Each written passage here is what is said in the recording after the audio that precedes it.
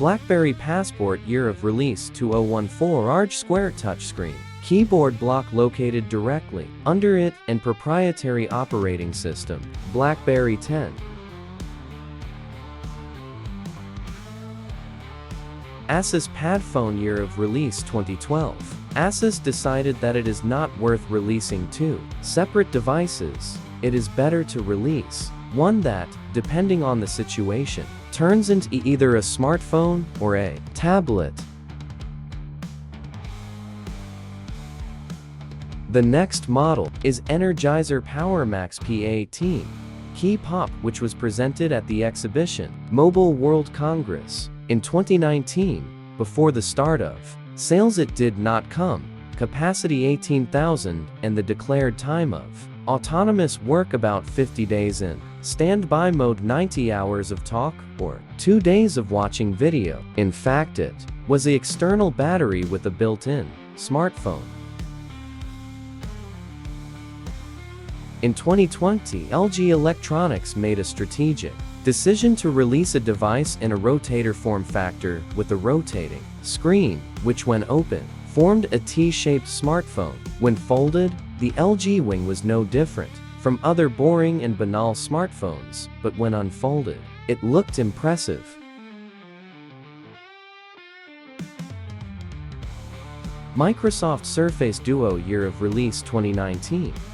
This is a very controversial device on hinges. The smartphone runs on Android and the main feature of the model is two screens with a diagonal of 5 and 6 inches. That's basically where the features end.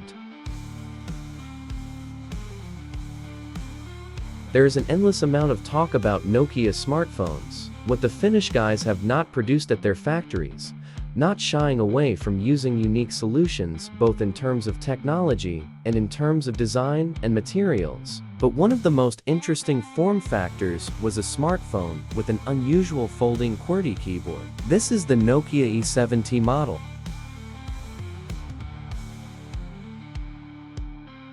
The Chinese brand has bought the Palm brand to revive the legend. The Palm PVG100, which is also simply called Paul Vaughan, is the first and only smartphone of the revived brand, released in 2018.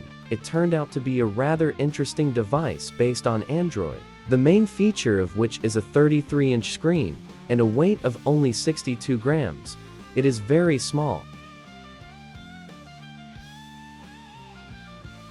The result of research and development was the following device. Samsung Galaxy Beam. The main highlight of the model was the built-in Pico projector.